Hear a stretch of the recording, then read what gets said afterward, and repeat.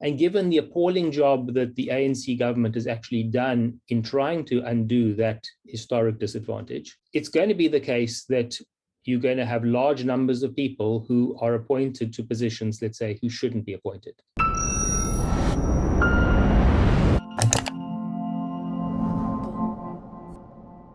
The University of Cape Town is obsessed with race, so argues Professor David Benatar in a new book, The Fall of the University of Cape Town. I spoke with David Benatar in a recent episode of my podcast, Solutions with David Ansara. What follows is a short extract from our longer conversation. If you would like to watch the full interview with Professor Benatar, you can do so by clicking on the link in the description below. Enjoy. But, I'd like to just unpack this term transformation, because it seems to me that this is just a buzzword for racial representativity, and the call is for race-based selection processes in terms of staff appointments, in terms of student admissions. And you go to some length in the book describing some of the flaws in this way of seeing the world. And I did notice that whenever you refer to a racial group, you use air quotes deliberately so, because you are skeptical about the coherence of these concepts as essentially socially constructed. So let's talk about racial preferences. How have those damaged the functioning of the University of Cape Town?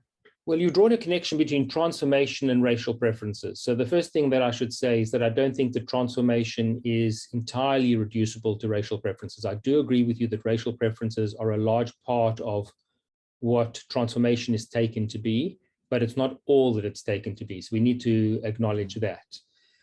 I think racial preferences are very worrying. Now, let me say I'm aware of the sensitivity around these issues, and it is not easy for me to continually in this society be criticizing something that is so widely accepted.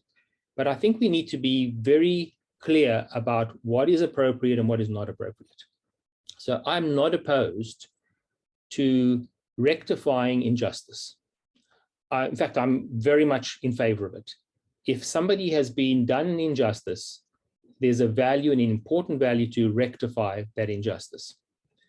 I just don't think that we do that through strong racial preferences, because that suggests that everybody of a particular race, and I am using those scare quotes again, that everybody of a particular race is disadvantaged and everybody of another race is not disadvantaged. Those are crude measures that don't reflect reality.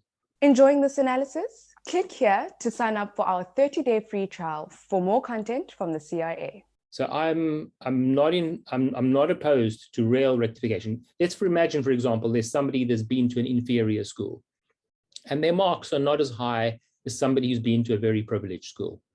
I do think that people who've been to the underprivileged school should have some advantage in the admissions process, because it may well be that what they've achieved is a reflection of as great, if not greater, an ability than the person with the higher grades from the privileged school or the privileged background. So it's not that I'm opposed to affirmative action of that kind. What I'm opposed to is affirmative action on the grounds of race. Because one of the things you're going to have in that kind of policy is you're going to have people who are Black, and I've got scare quotes again. I won't repeat that all the time, but I do use these terms with caution. Who's been to a privileged school, who comes from a wealthy family, who's now going to be favored on the basis of their race over, first of all, other Blacks who have actually been disadvantaged, and their marks are going to be lower, so they're going to be less competitive against these students, but also against the occasional so-called white student who does come from a disadvantaged background or has not had the level of schooling that this other person has had. So it's a very blunt measure. Now, I think in South Africa, the racial preferences are particularly worrying, more worrying than they are elsewhere in the world. And there are two reasons for this. First of all is the strength of the racial preference. So racial preferences are much stronger in South Africa than they are in perhaps even all other parts of the world. Now, it's just a matter of mathematics, that the more weight you put on something like a demographic feature, it could be race, it could be sex, it could be any number of other attributes, demographic attributes, the more weight you put on that, the less weight proportionally you're putting on other factors like the ability to do the job. And that's a problem. That's a problem, to be admitting people to jobs and to university positions if they're going to be much less able to do the job that they need to do. I want to again say that this is not a racial thing. This is not meant to be an indication or a claim that blacks are somehow weaker than whites. Insofar as that is true, the most plausible explanation for it in South Africa is going to be the prior disadvantage. And in individual cases, I think that ought to be repaired. But the same point would apply if we were to change these demographics. So we have an underrepresentation of males among nurses, for example, or pre-primary teachers, or even primary school teachers.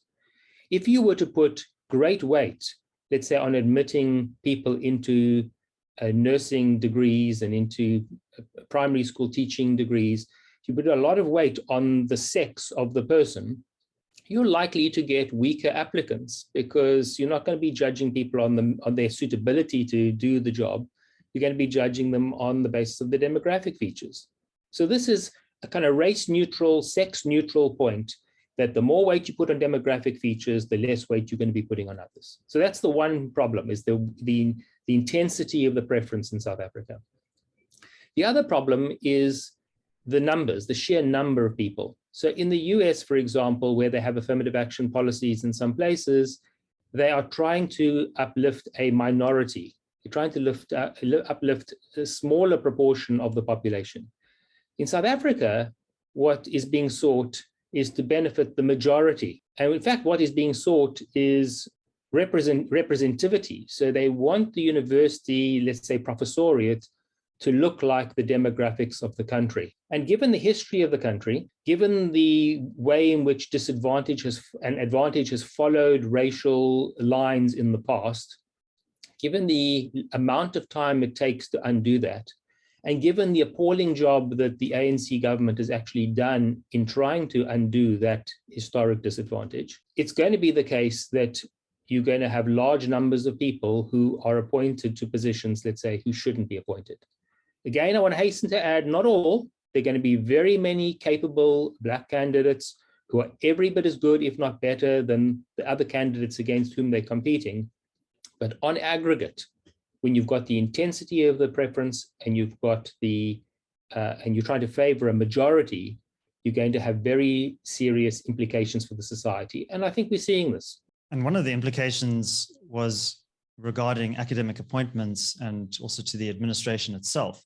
And chapter 18 regarding selecting a dean, racists versus racist xenophobes, I think was quite revealing about some of the problems that this introduces into the kind of day-to-day functioning of a university, where essentially you detail in the chapter how racial demographics were imposed on the selection process. White candidates were effectively excluded despite many of their competencies and good track record of performance in administration. And even there was a fight during the selection process between those who supported appointing a black South African versus a black non-South African.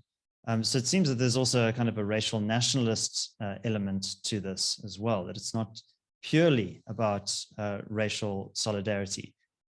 Could you shine some light on perhaps some of the problems that have affected the university directly because of this?